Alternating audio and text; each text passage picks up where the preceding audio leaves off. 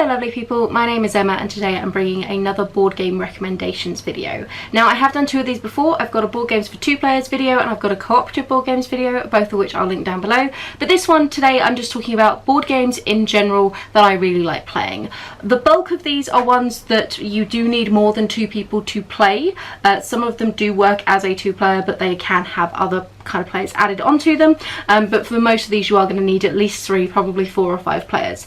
And I'm going to go in order of rough length of play today. The first one I want to talk about is Sushi Go. This is a pick and pass card game. Basically the way it works is you have a hand of cards, you select a card to put down in front of you, and then you swap hands with the players. So it either swaps with a 2-player or it kind of rotates around the circle. You're looking to build collections of cards to gain certain numbers of points. For example, if you get 3 sashimi cards, then they are worth 10 points.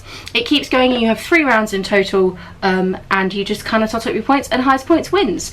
It's the kind of thing that can get very tactical because you can see what people are likely to be trying to go for, and there are certain ones where if you have the most of a card you win, and if you have the least of a card then it costs you points. So there's a lot of kind of trying to play tactically and seeing what people have down on the deck, and yeah, generally it's really good fun. It's also very speedy, so I definitely recommend it. Another super speedy one is Skull. Now I can't seem to find my copy at the moment, but that's fine. This one is a betting game, and the way it works is you are putting down, you have a hand of discs that are 3 of them are flowers and 1 of them's a skull. Your opponents can't see what you have, and then what you do is you put a card face down. You keep going around the circle until somebody decides to bet, and then you keep calling each other's bluff until somebody finally has to try and see how many of the flowers that they can find. It's kind of like dice but with more artwork, and just generally is prettier, but it's a really simple game that you can get through quite quickly. And what's fun about it is the gameplay varies quite dramatically depending on the kind of people you're with. So if they're quite conservative, then the rounds can go for quite a while as your numbers get higher and higher as people are not willing to bid. Or if you're like me and Andy's family, we seem to just bet within seconds of cards going down, and the game is rather speedy. One that I'm going to be very gingerly holding up and then putting immediately down. This is Celestia. I don't want everything going everywhere.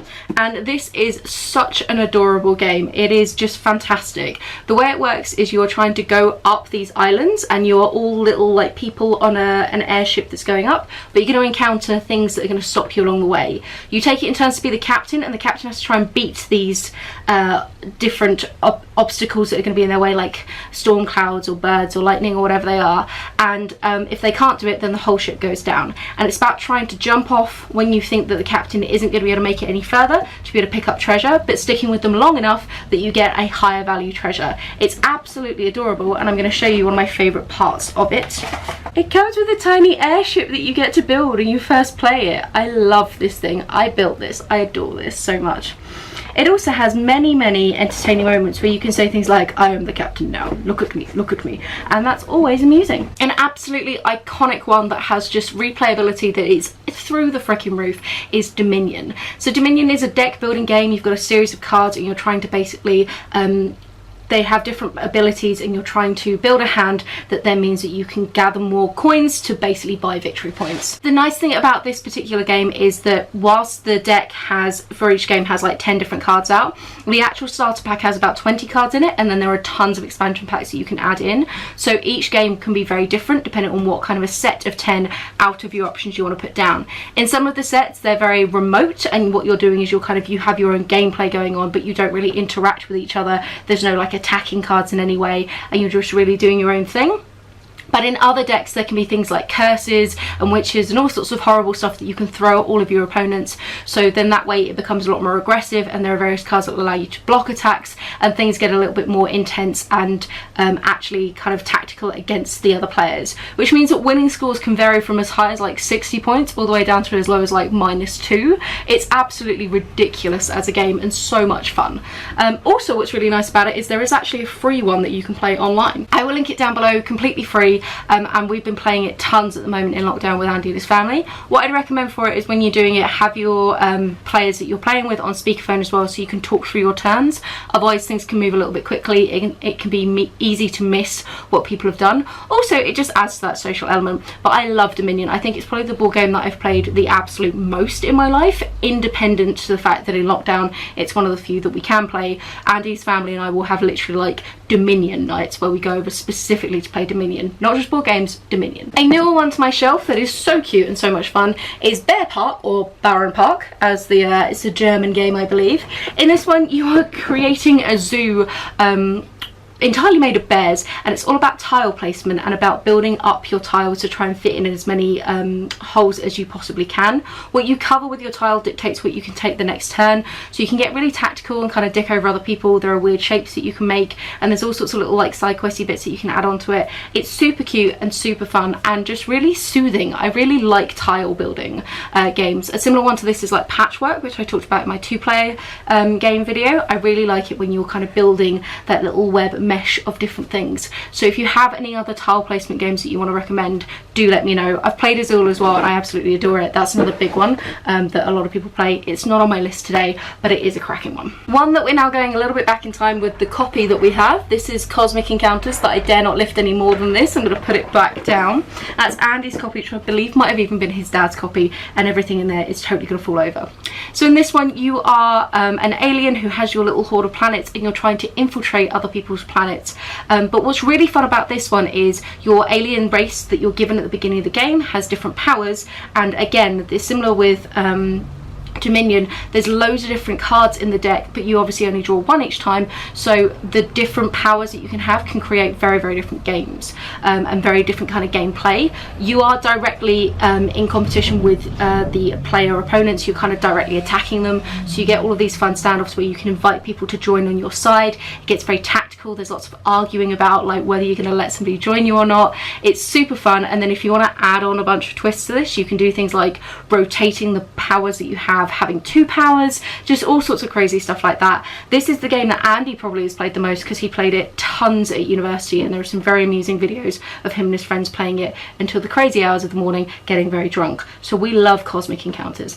I believe in the same way that there was with the aliens about this awful green things from outer space, there is a new board out there that you can get if you don't want this horrendously battered version that we have here, which is missing half of its correct counters and is a bit of a mess. But I totally recommend it. It's super, super fun. A game that looks crazy complicated but is actually surprisingly simple is Taverns of Tiefenthal. Yeah, let's go with that. We just call it Taverns in our house because we have absolutely no idea how to pronounce that and constantly forget the name. So when you first get this, it's going to look completely mental, but it's actually surprisingly easy to get the hang of once you get into it.